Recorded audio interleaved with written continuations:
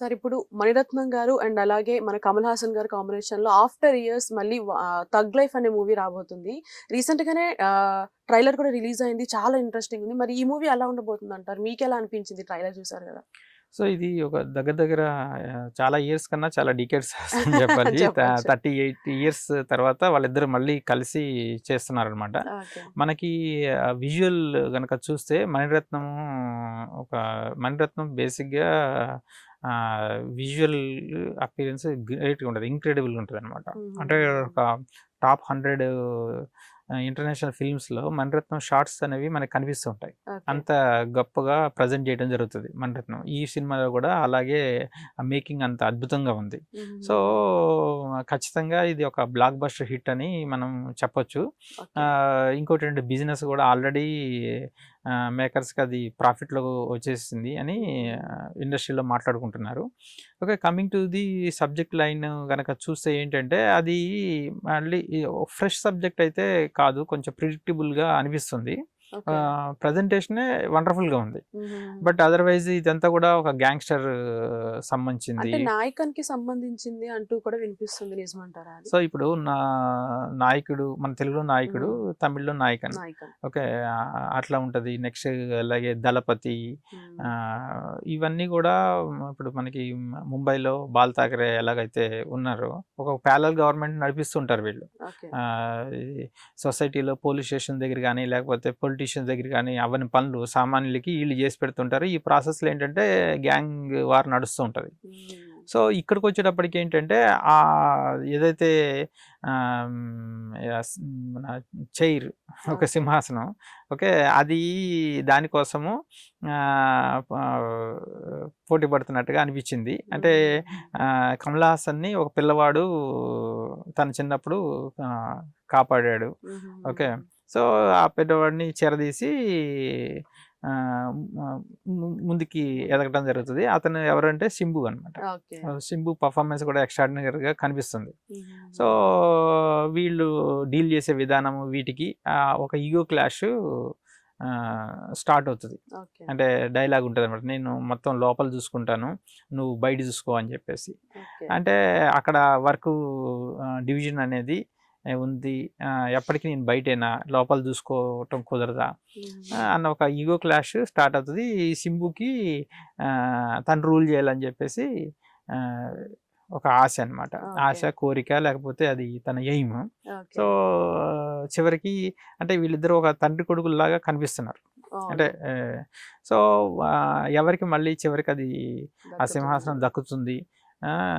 War అనేది మనకి బయట ఇంకొక గ్యాంగ్తో కాకుండా వీళ్ళిద్దరి మధ్య వార్ లాగా మనకి ప్రజెంట్ చేయడం జరిగింది. సో ఇది కొత్త పాయింట్. ఇప్పుడు మనకి దళపతి తీసుకున్నా కానీ రజనీకాంత్కిను మమ్మూటికి క్లాష్ పెట్టే పరిస్థితి ఉంటుంది అనమాట.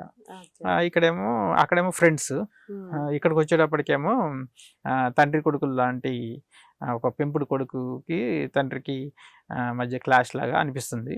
సో బట్ హవెవర్ ఆ విజువల్ ప్రజెంటేషన్, మేకింగ్ అనేది ఒక అద్భుతంగా ఉంది.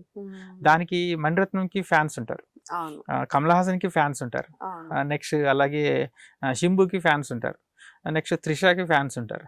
ఓకే, సో వీళ్ళందరూ ఏంటంటే ఎప్పుడెప్పుడు ఈ సినిమా వస్తుందా అని చెప్పేసి ఆ కమర్షియల్ ఓపెనింగ్స్ అనేవి ఉంటాయి అన్నమాట. సో ఇంకా ఫిల్మ్ స్టోరీ లైన్ ఎలా ఉంది, ఇది ప్రిడిక్టబుల్ స్టోరీ లైన్ తెలుస్తుంది. కానీ ఆ మధ్య మధ్యలో ఉన్న సీన్స్ కానీ అప్రోచెస్ కానీ ఎలా మణిరత్నం గారు దాన్ని కన్సీవ్ చేసుకొని ప్రజెంట్ చేశారు అన్న దాని మీద హిట్ అనేది ఆధారపడి ఉంటుంది. బట్ ఓపెనింగ్స్ మాత్రం ఒక రికార్డు స్థాయిలో ఓపెనింగ్స్ వచ్చే ఛాన్స్ ఉంది. పాన్ ఇండియా వైజ్ గా ఇది ప్లాన్ చేస్తున్నారు కాబట్టి ఎగ్జాక్ట్లీ. సో లార్జ్ స్కేల్ మేకింగే తెలుస్తుంది. ఎప్పుడైతే కమల్ హాసన్ ఉన్నారంటే ఇప్పుడు ఆయన ఒక ఇంటర్నేషనల్ స్టార్గా ప్రజెంట్ చేసుకోవటం జరుగుతుంది అనమాట. మీకు దసరాతో అతను ఒక అద్భుతమైన పర్ఫార్మర్. యాక్టింగ్ కోసం అయితే మనం కమల్ హాసన్ గారి గురించి ప్రత్యేకంగా అంటే చెప్పాల్సిన అవసరం లేదు. ఆయన ముఖ్యంగా ఏంటంటే ఒక ఇంటర్వ్యూలో చెప్పడం ఏంటంటే తన ఫేస్ తనకే బోర్ కొడుతుంది, ఇంకా ఆడియన్స్ కి ఇంకెంత బోర్ కొడుతుంది. అందుకోసమనే ఆయన కంప్లీట్ గా లుక్ ని అసలు గుర్తుపట్టినట్టుగా ఒక సినిమాకి ఇంకో సినిమాకి కంప్లీట్ గా లుక్ అండ్ ఫీల్ ని మార్చేస్తారు అనమాట. సో అది స్పెషల్ కేర్ తీసుకొని చేయడం జరుగుతుంది. సో అట్లాగా ఇప్పుడు ఈ ఫిల్మ్ తీసుకున్నా కానీ మీకు వేరియేషన్స్ కనిపించాయి. అది శంభు చిన్నప్పుడు కమల్ హాసన్ ఎలా ఉన్నాడు, తను పెరిగిన తర్వాత ఎలా ఉన్నాడు, ఆ వేరియేషన్ చూస్తేనే మనకి ఆశ్చర్యం వేస్తుంది. ఇది ఏమన్నా ఆర్టిఫిషియల్ ఇంటెలిజెన్స్ తోటి కమల్ హాసన్ ప్రజెంట్ చేశారా యంగ్ అని చెప్పేసి అనిపిస్తుంది అనమాట. సో హవెవర్ ట్రైలరు, ఆ 2 minutes ట్రైలరు అద్భుతంగా వెళ్తుంది. ఈవెన్ ఇప్పటికే ఒక తమిళ్లో అయితే 3 crore వ్యూవర్షిప్ వచ్చింది. 3 crores. నెక్స్ట్ మన దగ్గర తెలుగు దగ్గర అయితే ఒక 50 lakhs వరకు వచ్చేసింది. సో అంటే ఇట్ ఇండికేట్స్ ఆడియన్స్ కి విపరీతమైన రీచ్ వెళ్ళిపోయింది. ఏఆర్ రెహమాన్ గారి మ్యూజిక్ కూడా ఇందులో ఇంక్లూడ్ అయి ఉండడం. అవును, ఏఆర్ రెహమాన్ గారి మ్యూజిక్, సినిమాటోగ్రఫీ, అద్భుతమైన సినిమాటోగ్రఫీ అంటే ఎవరు సినిమాటోగ్రఫీ చేసినా గానీ అది మణిరత్నం సినిమాటోగ్రఫీ అని మనకు అనిపిస్తుంది అనమాట. ఆ లైటింగ్, ఆ ప్రజెంటేషన్, ఆ సీన్ ని కన్సీవ్ చేసే విధానము, అదంతా మణిరత్నం గారి టేస్ట్. అది మనకి రిగార్డ్లెస్ ఆఫ్ సినిమాటోగ్రఫర్ మనకి మణిరత్నం గారి మేకింగే మనకి కనిపిస్తుంటది. సో డెఫినెట్లీ ఏఆర్ రెహమాన్ గారి మ్యూజిక్ చాలా పెద్ద ప్లస్ పాయింట్ ఉంటుంది. సో లెట్ us see ఇది ఎన్ని రికార్డ్స్ క్రియేట్ చేస్తుందో చూడాలి. yes sir, right sir, after years కాబట్టి వీళ్ళ కాంబినేషన్ లో ఖచ్చితంగా సక్సెస్ అయితే వస్తుందని ఎక్స్పెక్ట్ చేస్తున్నాము. Definitely. Thank you so much sir. Welcome.